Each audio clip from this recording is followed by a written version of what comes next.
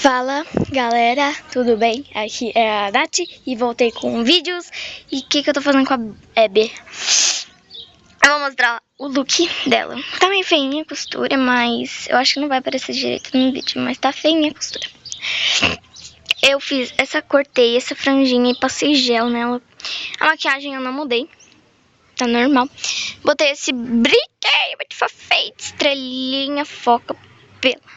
Acho que porque não, eu tô tremendo. Tá, não dá de ver. Botei um rabinho de cavalo, que eu achei que ficou bem legal com essa franjinha.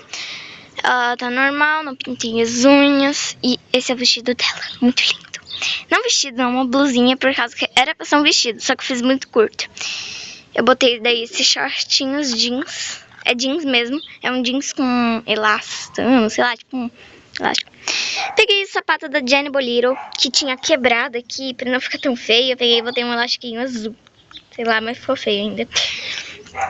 E, no máximo, é mais isso. Eu vou fazer aqui. Ai, gente, tá muito lindo esse fundo. E esse fundo não é, tipo, botado, tá? É o fundo da minha casa. Prova que é o fundo da minha casa. Eu vou pegar uma pedra, ó. Pegar uma pedra daqui. Ó, é da minha casa. Ali tá até a minha casa aqui. Mas eu quero fazer aqui porque, tipo, ficou meio que um caminho assim, ó. Com massa.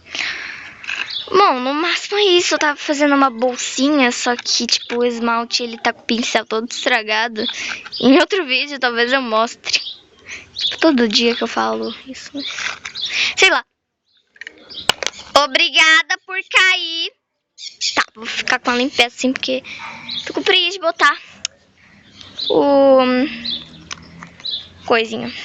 Esqueci o suporte. Bom, então é isso, pessoal. Espero que vocês tenham gostado do vídeo. Se vocês gostarem, deixe o seu like. Se vocês não gostarem, deixe o seu like também, porque eu tenho certeza que você gostou do fundo do seu coração. Não sei se não é. Tá. E se você quer ver mais vídeos, se inscreva no canal e clique no sininho das notificações para receber mais vídeos para receber os vídeos em primeira mão.